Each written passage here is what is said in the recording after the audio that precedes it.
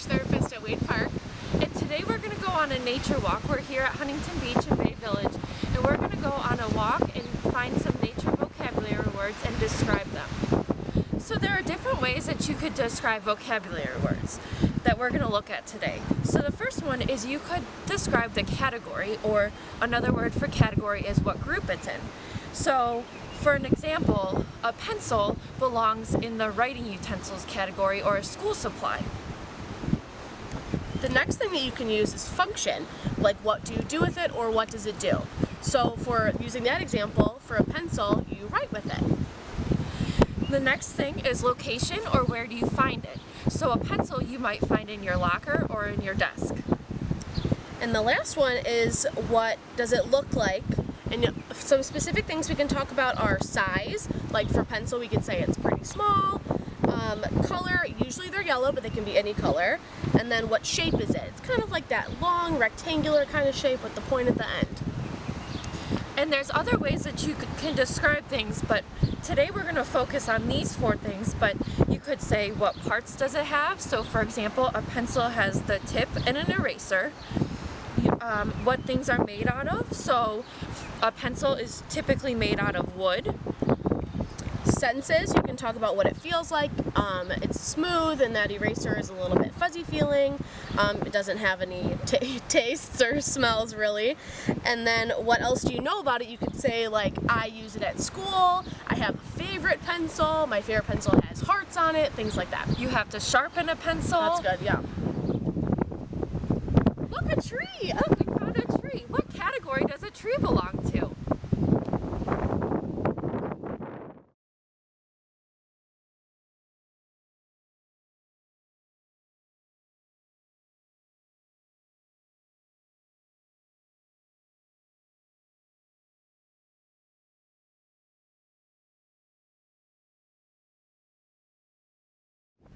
If you said a tree belongs to the plant group, then you are correct. Now Mrs. Kern is going to describe a tree in more detail for us, such as what does a tree do, where do you find it, and what does it look like. Mrs. Kern, what does a tree do? A tree can grow. Where do you find a tree? You can find a tree at the park, like where we are now, or anywhere outside. And what does a tree look like? Use your best describing words to describe what it looks like. A tree is really big, usually really big, and it has green or different colored leaves, and it's brown with the trunk, and it feels kind of rough. Alright, let's try another one. Let's see, what else do we see at the park? A car! What group or category does a car belong to?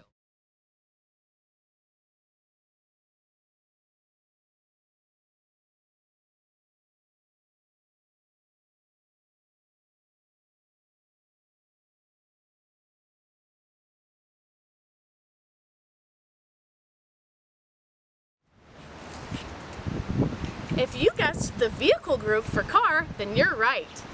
Miss Murphy, what do you do with cars? The function of a car is you drive it, or if you're not old enough to drive, you can ride in it with a safe driver. Very good. Where do you find cars? Normally you find cars in parking lots or driving down the street. Very good. And what does the car look like? So this car is blue, but cars can be many different colors. There's some smaller cars, there's some bigger cars. They have wheels, mirrors, windows. So for example, this is a blue car, but right next to us is a white car.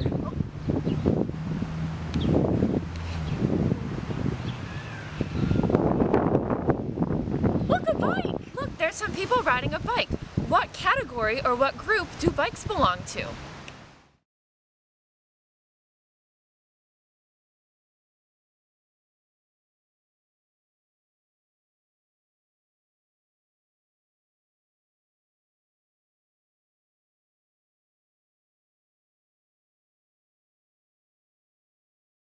So if you said that a bike belongs in the vehicle group, you are right. Mrs. Kern, what do you do with a bike? You can ride a bike. Where do you find a bike? You can find a bike at the park, or at your house, in your garage, or at the bike store. And what are some things that you could describe what does a bike look like? How could you describe it to somebody? That bike looked like it was black, and I think there was another green one. They could be any color.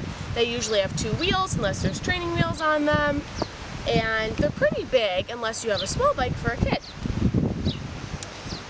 Let's keep walking and see what else we can find. Good idea. Oh, well, we can talk about grass. What group or category does grass belong to?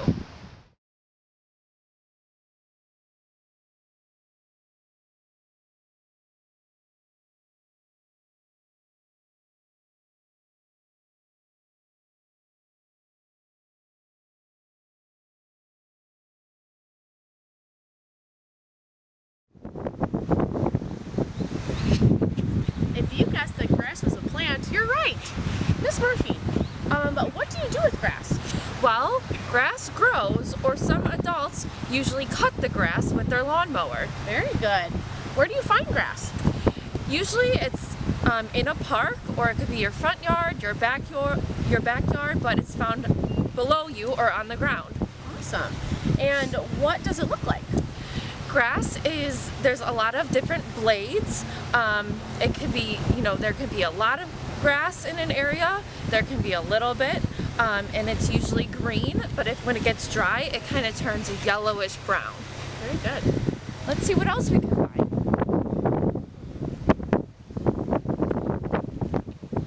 Oh, look, Mrs. Kern, it's a grill. What group or category does a grill belong to?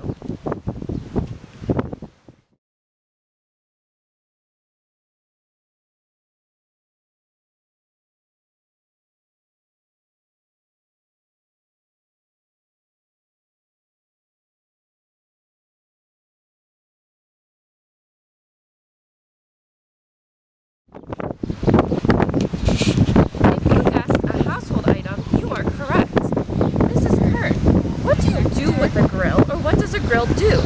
Well, you have to heat it up and then you can cook food on it. Where do you find a grill? Well, here in the park, you can find it here, or you can find it in your backyard or somewhere by your house. What else can you tell us about a grill, or what does it look like? Grills are pretty big, usually made of metal, and they're black. The cover could be any color, but they're hard and usually black. Great job. Let's keep walking.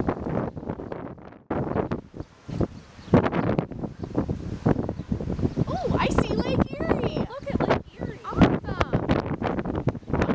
What group or category does a lake belong to?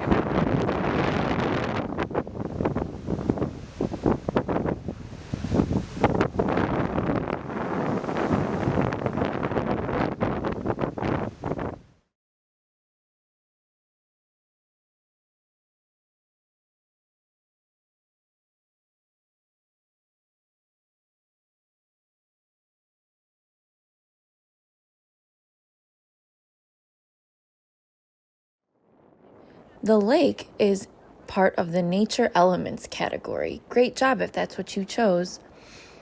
What do people do with the lake?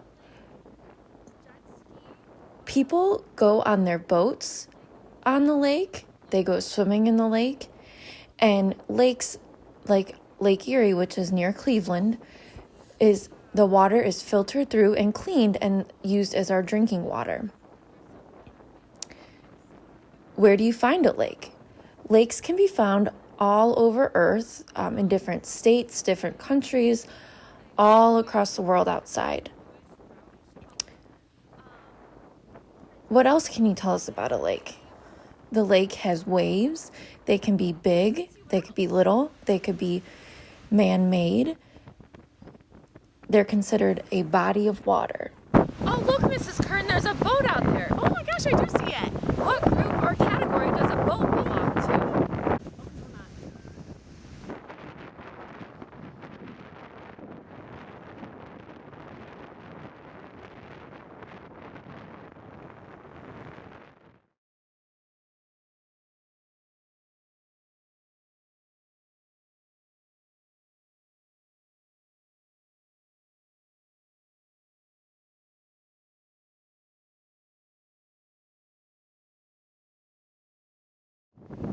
So if you said that a boat belongs to the vehicle category, you are right. Mrs. Kern, what does a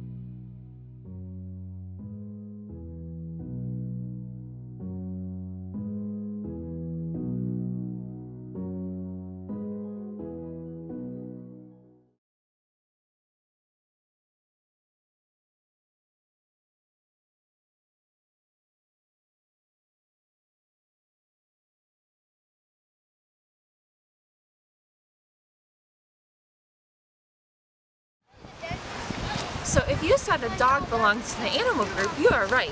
Mrs. Kern, what does a dog do, or what do you do with a dog?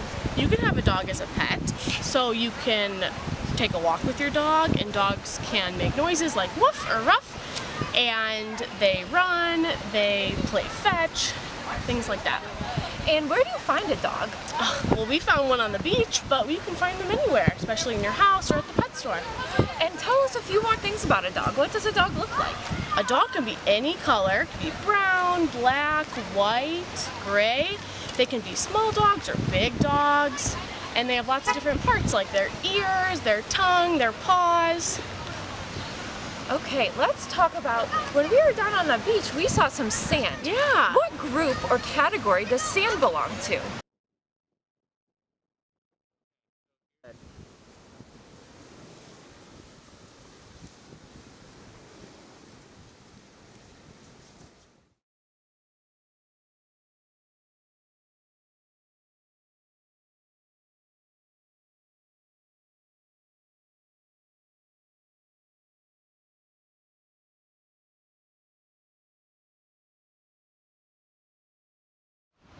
If you guessed that sand was part of the elements group, then you're right. Miss Murphy, what else can we say about sand? Like, what do you do with sand? Well, the sand is found on the beach, and most kids play in the sand. They could build sand castles or take their toys like a pail and a bucket and play in the sand. Awesome. I love to make sand castles. Where do you find sand? You find sand on the beach. Awesome. Like at a lake or anywhere else? At the lake or at the ocean. Oh, like cool. we are at the lake and there's sand here, but you could also go to the ocean and there's a beach by the ocean too. Cool. And what else can we say about sand? Like, what does it look like? Well, the pieces of sand are very, very small. It normally feels smooth. You can pick it up. It's typically like a brown or tan color. Cool. What else can we talk about that we saw down by the beach? I hear some birds chirping. What group or category does a bird belong to?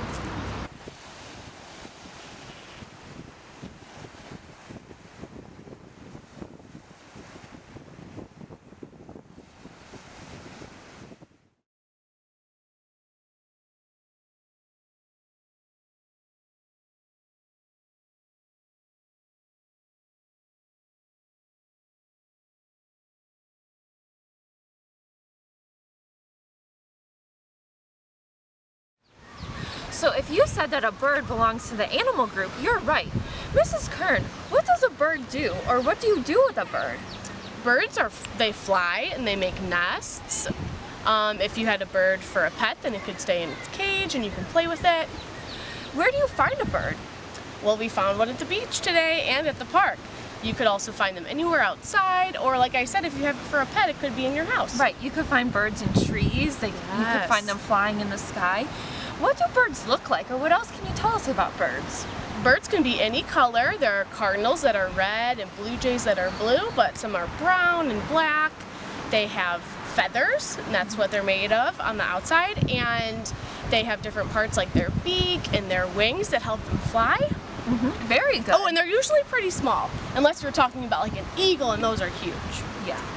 Let's see, what else can we find to talk about and describe? Here's some rocks on the ground here. What category or group do rocks belong to?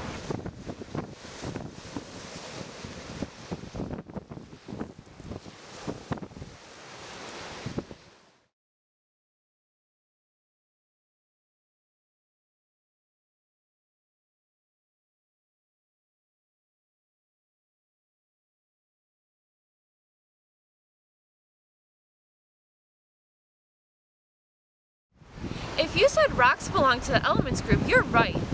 Mrs. Kern, what do you do with rocks? Or what do rocks do? Well, you can collect them, or you can build with them, you can even paint them. And Mrs. Egan later in this episode is going to show you how to paint rocks and make fun crafts. Where do you find rocks? You can find them anywhere outside. We saw some on the beach and in the park. And tell us more about rocks. What do they look like? You know, how do they feel? Oh yeah, rocks can be either smooth or rough. They can be small or big. Usually big rocks are called boulders. They can be like a grayish, brownish color. After you paint them, they can be any color that you want. Very good describing. I'm getting kind of hungry. What about you? Oh yeah, me too. I'm so glad that everyone came on our nature walk with us today. I know, I'm so glad you were able to join us today. I hope that you're able to take a walk in a park or near your house too someday. Now we're going to turn it over to Mrs. A. She's in her kitchen making a healthy snack. Thanks, everybody. Bye.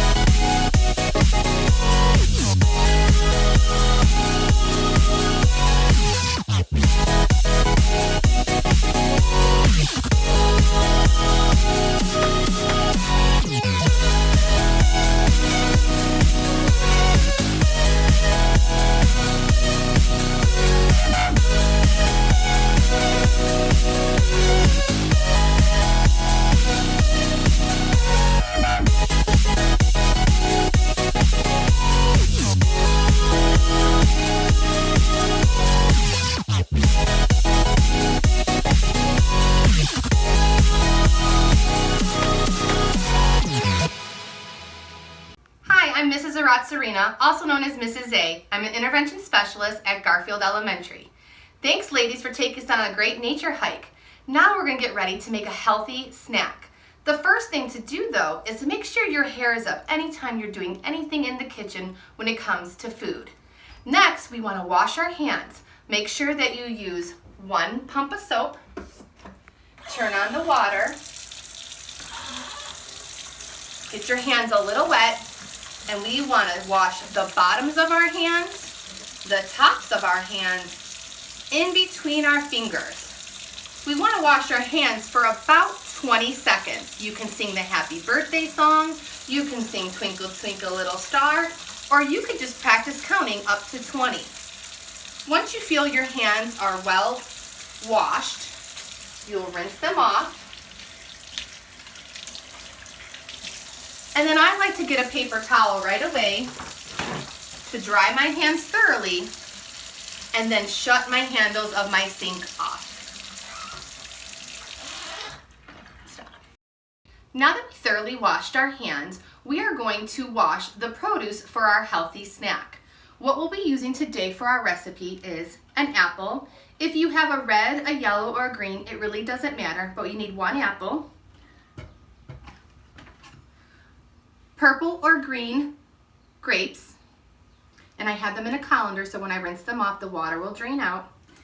And then a few stalks of celery.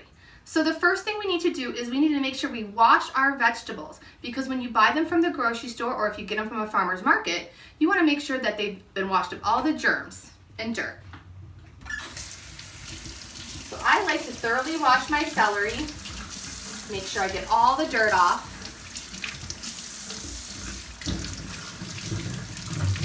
Once I feel that they're clean enough, I'm going to shake the excess water off, and I'm going to put on my paper towel to dry. Then I'm going to wash my apple.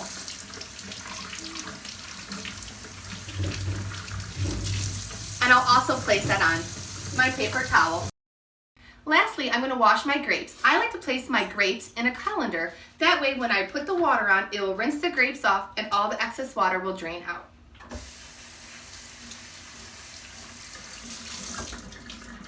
I like to give it a little shake to get all the excess water out. And I will also place this on my paper towel to dry. So when I think of nature, I think of different insects that we might see outside if we go on a nature hike. One thing we might see is a caterpillar, or maybe some ants, potentially a snail or butterflies. So I'm going to show you how to make some fun, healthy snacks to make these little insects that you might see outside. What we need is our celery, an apple, grapes, pretzels. You can choose to use a hazelnut spread or a Nutella, creamy peanut butter, or cream cheese. The tools that we need to cut our vegetables include a sharp knife. I also have a plastic sharp knife. Again, you want to make sure you have parent supervision if you're using a sharp knife when cutting. We'll also need a butter knife. And the most important thing is a cutting board, because we don't want to cut our sharp knife hitting the table and making any marks into our table. So the first thing we need to do is we need to cut our celery. I've already washed it. I want to cut off these yucky looking ends. Ooh, I heard a nice big crunch when I did that. That's a really good descriptive word. I'm going to set these aside. And I'm also going to cut off the top of our celery. And set these aside. So now we have 3 different stalks, and we're going to use these as our logs. I'm going to cut the celery into half. I had a whole piece, I cut it, and now it's in half. I'm going to choose to take my butter knife and some peanut butter. I'm going to take a scoop of my peanut butter, and I'm going to spread my peanut butter onto my celery stalk. We could pretend that's like the mud when you're outside or the dirt. Once I spread my peanut butter on there, I think I want to make a caterpillar. So I'm going to take some of my grapes, and we can't just use them like this. We need to use our pincher grasp, and we need to pull those off. And you're going to place a grape onto the peanut butter and the celery to make a healthy snack. So now we have a little caterpillar or ants.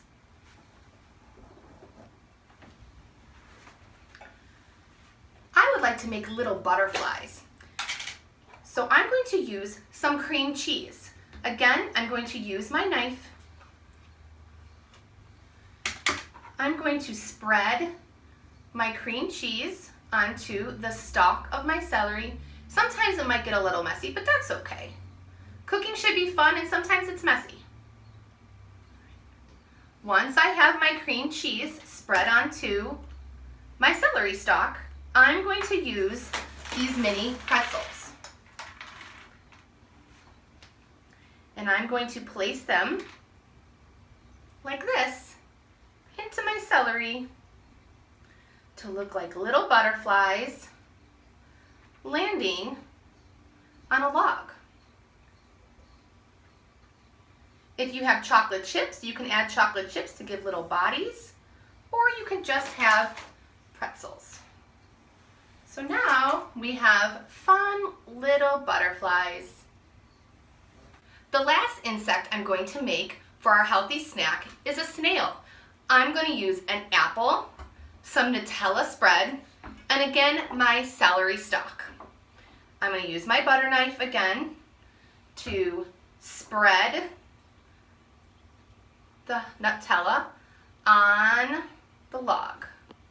Again, it looks like dirt, doesn't it? And it has a nice chocolate taste. So I have my Nutella spread on my celery. I need to cut my apple. We're going to cut using slices. So I want to make kind of a circle.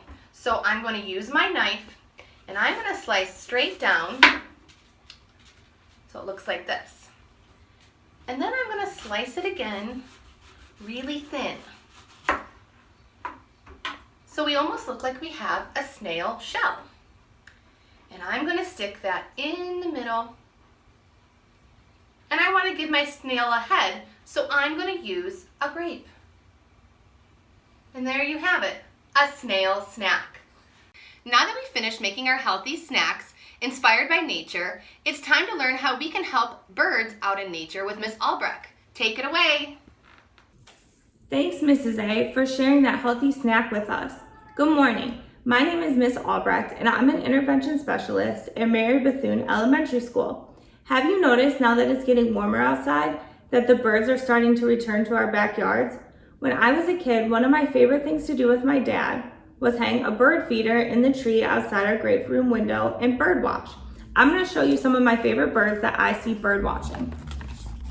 The first one is the northern cardinal, and cardinals like to eat sunflower seeds and cracked corn. Next is a blue jay, and blue jays like to eat sunflower seeds and other types of bird seed. And last bird that I often see is an American robin. American robins like to eat earthworms, insects, berries, and other types of fruit. When the libraries reopen, you can go to the library and find other books on bird watching and different Ohio birds. Now we're going to make some different bird feeders out of some different things that you have in your home. The first one we're going to make using a pipe cleaner and Fruit Loops. I use Fruit Loops, but you can use any kind of circle cereal like Apple Jacks or Cheerios. So you're going to take your pipe cleaner and you're just going to bead the Fruit Loops onto the pipe cleaner. And if you want, you can even make a pattern or make it all your favorite color, whatever you want to do. And I have one here that I already finished. So when you get all your Fruit Loops on, you're going to bend it into a shape. And I want mine to be a heart, so I'm going to make mine a heart.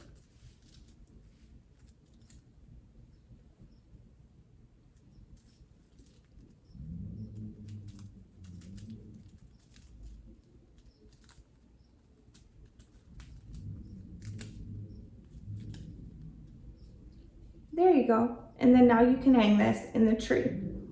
The second bird feeder that we're going to make, we're going to use a toilet paper roll, bird seed, peanut butter, and some string. I just have some yarn, but you can use any type of string. So first, you need a tray to put your bird seed on. And you're just going to dump your bird seed out on the tray and spread it out flat. Then just set this over to the side. And you're going to take your toilet paper roll and open up your peanut butter and cover it with peanut butter. So just spread it all over evenly on your toilet paper roll.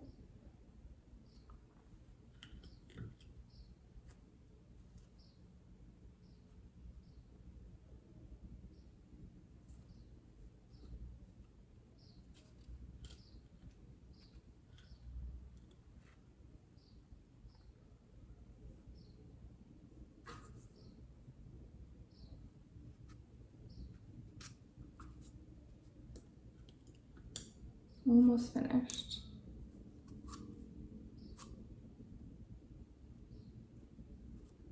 Then when you have it completely covered in peanut butter, you're going to take it and you're going to roll it in the birdseed. And make sure that you get all the sides.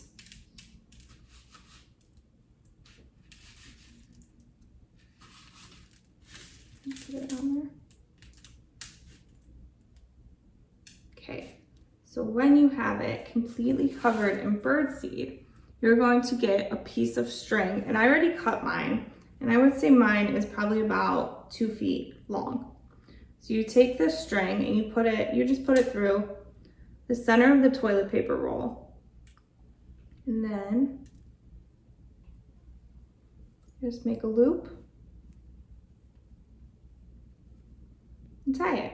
And there you go. You have your bird feeder that you can hang in the tree. If you have some extra toilet paper rolls, you can use those to make a pair of binoculars. And I just have a paper clip that I have at home, so I'm just gonna paper clip them together. And then I have some binoculars for bird watching. We're gonna make one more bird feeder too. And this one's a little bit more difficult. For this one, you're going to need some parchment paper, cookie cutters, gelatin, water, and birdseed. So I'm going to get a big bowl, and then I'm going to put 1/4 cup of boiling water in the bowl. And make sure that you ask an adult before you boil water, and you can either boil it on the stove or in the microwave. So you're gonna pour your boiling water into the bowl. And then add 1 pack of gelatin.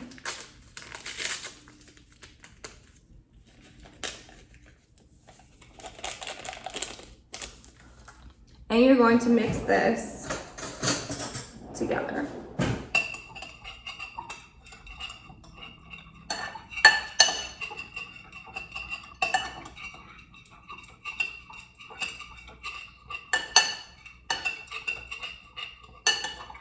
Once you get it all mixed together, you're going to add 3/4 cup of birdseed. So dump that in your bowl.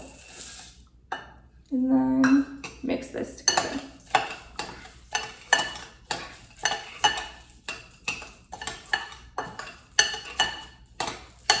And make sure that you get all the birdseed coated.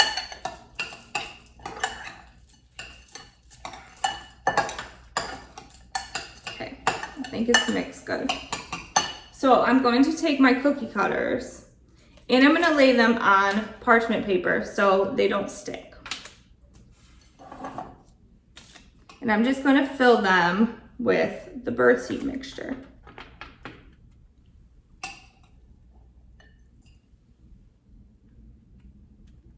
You need to make sure that you get it pressed down so it's in all the little nooks and crannies of the cookie cutter.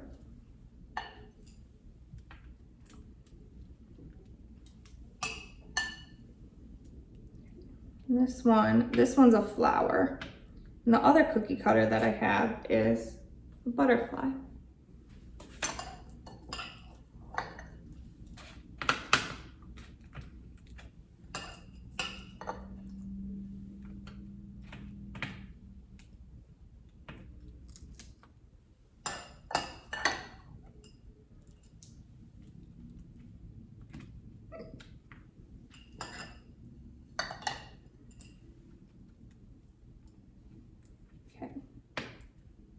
And you're gonna want to make sure that you have a hole in these so you can get your string through so you can hang it from a tree branch. So you're gonna need to take a straw and then just poke a hole in each of your little birdseed mixtures. If you leave these sit out, they'll take a few hours to harden, but I put mine in the freezer and they took about 10 minutes. Let's see how they turned out.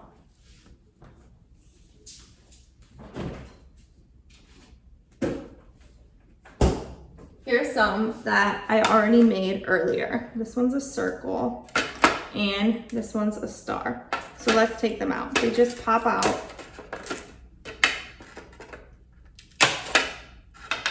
And then I have some string and I already cut mine. And we're just gonna beat it through.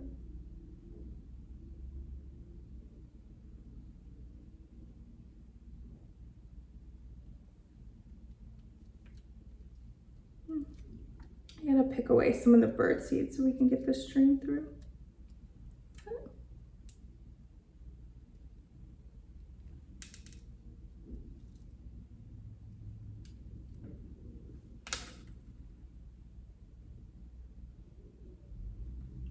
Okay, it was easier if I came from the back. So then you're just going to take it, tie a little loop like we did with the last ornament.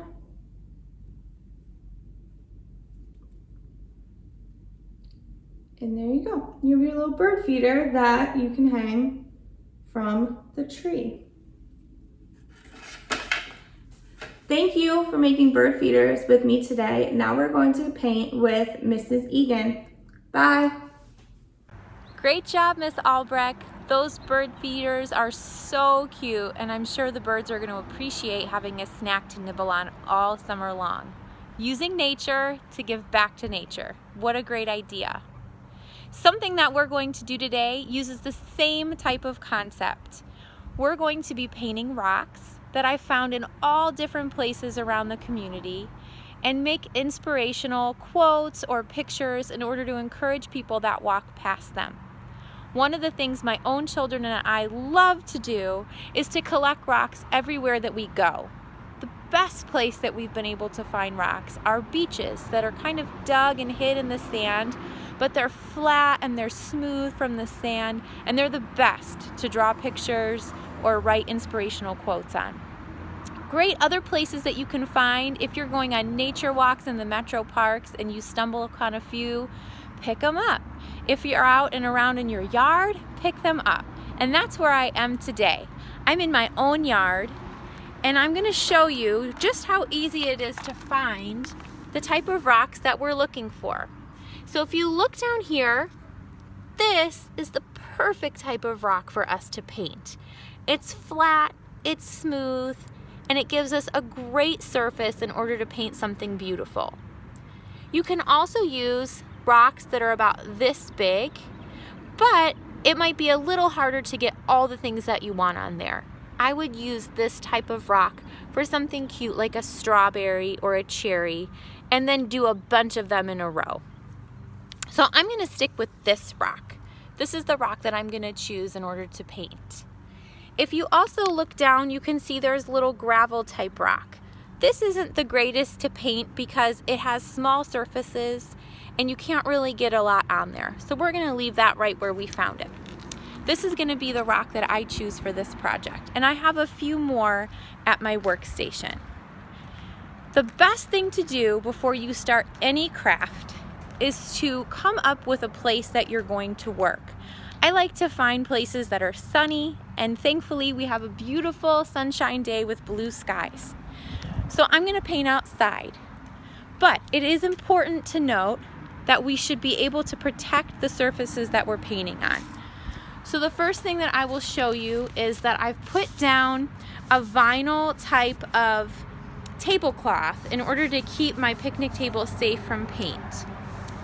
Here's my workstation, and I've been able to collect a lot of different types of paint over the years. So I have a lot of colors and a lot of styles. If you don't have all of these colors, you can still create something beautiful. Some of my favorite colors to use when painting rocks are blues, yellows, and greens, things that really pop when the sunlight hits them. So I have lots of different kinds.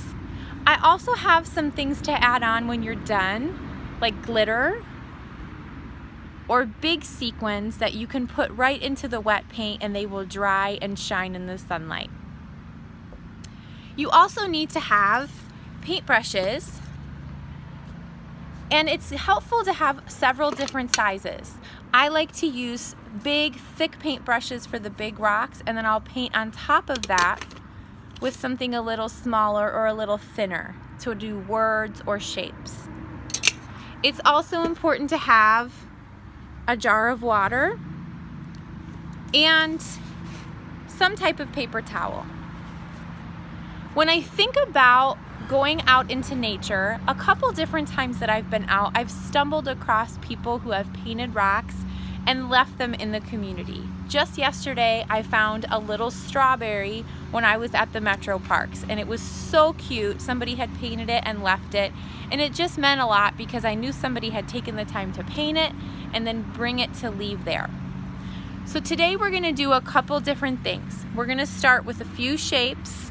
Here's some of the rocks that I have. I have something as small as this, but it's flat and smooth, so it's perfect to paint on.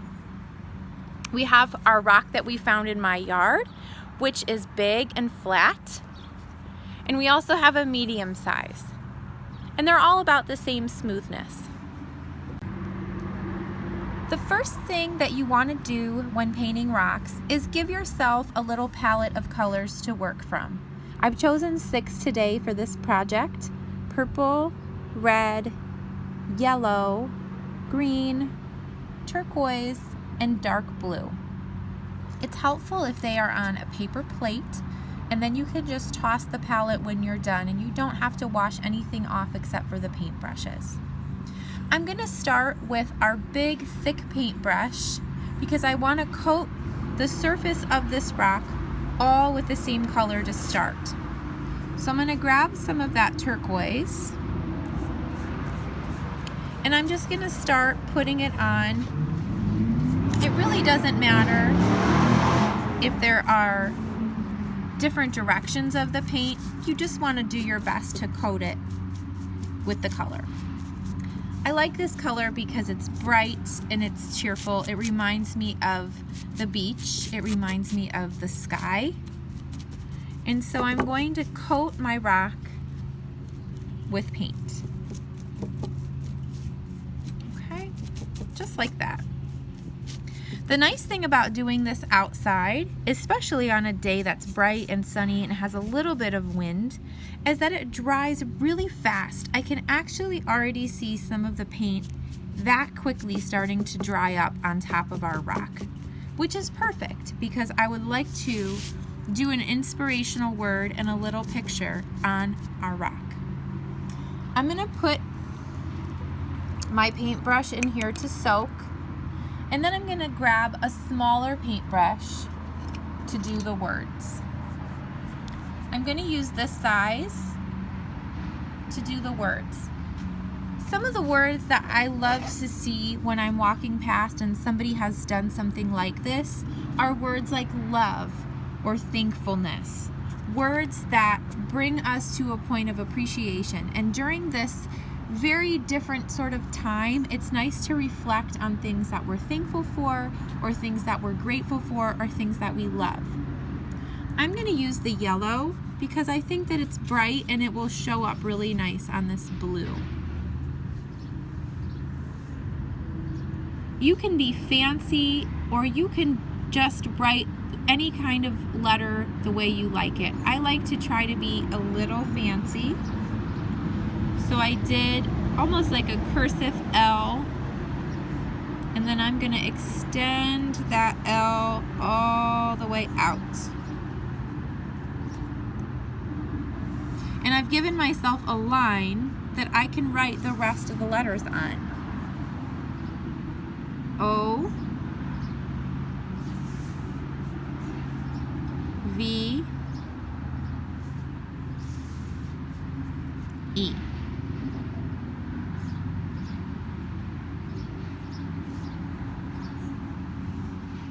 Perfect. And I've given myself a little bit of space down here to do a different design. So I think I want to go with a heart. I'm going to use some red, and I'm just going to paint a heart very simply on our rock.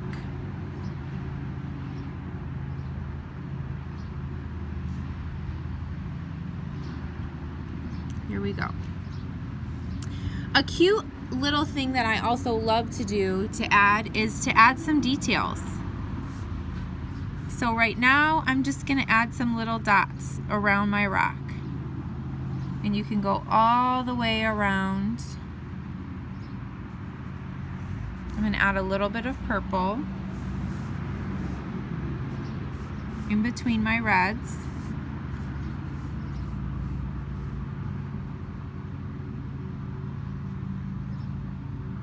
And it doesn't matter if they blend a little bit. That's okay. It's not a big deal because it's just meant to be fun. Okay? And there you have it. This would be the perfect thing in order to put in a garden, and I'm going to show you that in just one moment. When you're all done painting your rocks, a great place to display them is in your community or your metro parks, and dropping them off for people to find and to be inspired.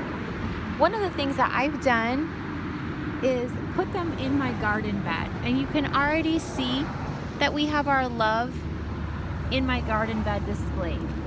My children and I have found these rocks over the years and incorporated them into my gardening. And they're just a fun way of lining my driveway, and when people pull up, they love to see them. I hope you have a great time with this project and that you try it out. It's a great way to be inspirational to your community. Take it away, Ms. Stringer. Hi and welcome. My name is Mrs. Stringer, and today I'm going to show you how to create a visual journal. So what you need is most everything you should be able to find at home. It's gonna wind up like this. This is our end product. And this is how it starts. So all you need is about 3 pages of blank paper or any kind of paper that you want to use. This is your journal. You need some string or some yarn, and I've even got some scraps from material. You can, if you have scrap material, you can just cut some pieces, and we'll need some scissors. So the first thing you need to do is take your paper and fold it in half like this. And now you have 6 pages instead of 3. If you're young, you have an adult help you with the scissors, and you're gonna bend the paper a little bit, almost like you're making a snowflake. And I know everybody's made snowflakes. And we're gonna just cut in 2 little V's and make a hole, and this is called our binding. So we're gonna do 3 of those. So there's one. It winds up being kind of like a diamond shape, and it's going to be where we feed through the yarn or the material, whatever you have on hand, to bind the pages and hold them together. Now as I do this, I'll explain to you the importance of a journal. Then we take our scraps and we feed them through the holes, and we tie them off. Journals have been used throughout history for many, many purposes. Sometimes by scientists to record experiments, sometimes by people to record history and historical events. A famous journal that you might be familiar with was written by a young girl named Anne Frank. And she was a Jewish girl who lived during World War II and was in hiding from the Nazis. And we know of her story through her journal, which has become very famous and has been translated into many languages and is still read today. There. And I tied off our journal with colorful pieces of scrap material. I think the more colorful, the better. Now that we have our journal, we can record our observations. Observation is one important step of the scientific method.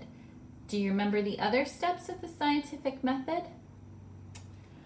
So when you record these items in your journal, they will be in two general categories. You're going to have nouns, which are person, place, or thing, and adjectives, which are descriptive words. So a noun would be like a tree. And then we describe the tree. Color. What color is the tree? Well, the bark is probably brown, and the leaves might be yellow now or bright green. You could describe the tree as big or small. So size is an adjective. Color and shape, or the way something feels. Is it smooth or is it rough? So I picked up on my nature walk a couple of rocks that I'm going to put in my journal. So is a rock a noun or an adjective? If you guess noun, you're correct. It's a thing. It's a person, place, or thing. It's a noun. Now that we have our noun and we know our subject is the rock, we're going to describe it using our adjectives. So first, let's look at the rock and help me describe it. What color is it? Well, to me here, it's kind of a blue. Might look black to you, but I would say it's blue. What else could you say about the rock? What shape is it? Kind of roundish or oval, maybe? What size is the rock? Well, I think it's big because compared to this little rock, this is a big rock. So those are my adjectives. I have a round rock, it is smooth, it's big, and it's blue. And now that we know how we're going to describe some of the things that you see on your nature walk, we can get started filling in our journal. The important thing to remember is that your journal will be unique to you. There's no right or wrong way to create a journal. And you can include anything you want and decorate it any way you want. You can use lots of color. You can use colored paper and cut it out into cool shapes and paste it. I've even seen journals that use little pieces of fabric. Journals can include anything. Here's one that my sister gave me a long time ago, and it had fun quotes in it.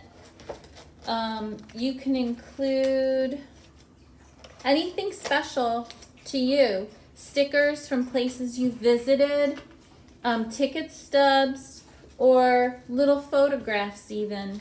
But the important thing again is that your journal is yours, and anything you do is correct. Here's one of mine. I took out a picture from a magazine that I bought because this inspires me. I thought, well, someday I'd like to create a little birdhouse like this. But your journal should inspire you. Here are some additional pictures that I found online of what other people included in their journals. You can see photographs, you can see text. This one says things that make me happy, and all she included was pictures with words and lots of color. The next one is a vacation someone took to San Diego. On this one, I really like the lettering San Diego. Now that you know how to journal and you are an expert, it's time to play a trivia game.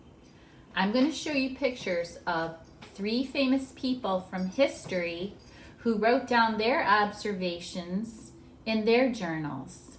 Those journals are still read today. Are you ready? Let's go. This first picture is a very famous man that you might recognize. He is a former slave who escaped and became a national leader of the abolitionist movement. This next picture you might also recognize. This young girl and her family hid in an attic for 2 years during World War II, hiding from the Nazis. The third picture is also very famous. You might recognize him. He's a famous scientist and inventor, and his iconic hair kind of gives him away. So did you guess? Number 1 was Frederick Douglass. Photo number 2 was Anne Frank, and photo number 3 was Albert Einstein. I hope you enjoyed the lesson. I know I really did. And I want to thank my son Danny for helping me with the audio visual. I'm excited to see what you put into your journal. Be as creative as you want to be, and your journal is unique to you. There's no right or wrong. Have fun and enjoy.